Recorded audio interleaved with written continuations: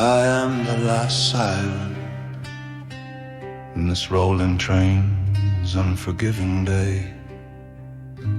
The gnash of rivets and bolts holding on to dusk with ghost teeth, like a kitten to a T. People within my enclosures either stare out begging to leave, or look apologizing away,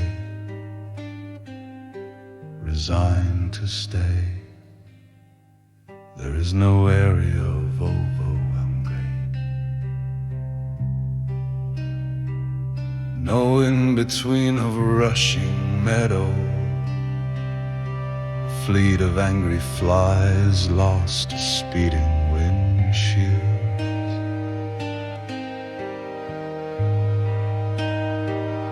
There is only the echo of a shrill that remains for any length of time, to know that I was there.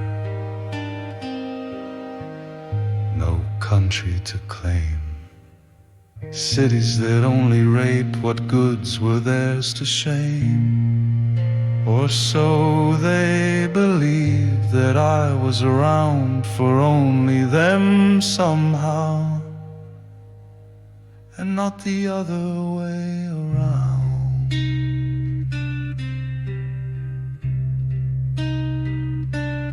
Not the same way sky kisses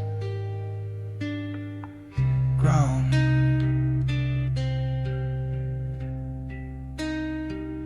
but more like fragile limbs weeping after the fury of storms, stretching their broken parts out for passing wind to lick at their startled wounds, fatal as they be.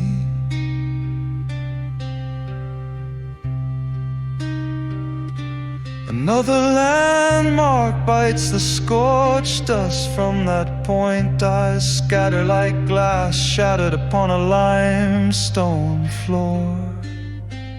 Which piece shall you gravitate toward?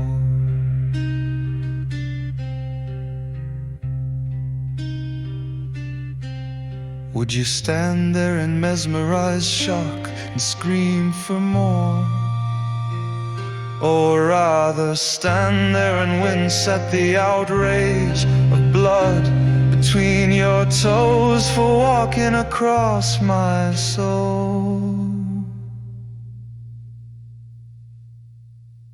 From now on, as I malinger through Earth's unpredictable molecules, my windows shall be blacked out, and the curious eyes that either stare in or the sorrowful eyes that stare out will be met with totem blackness.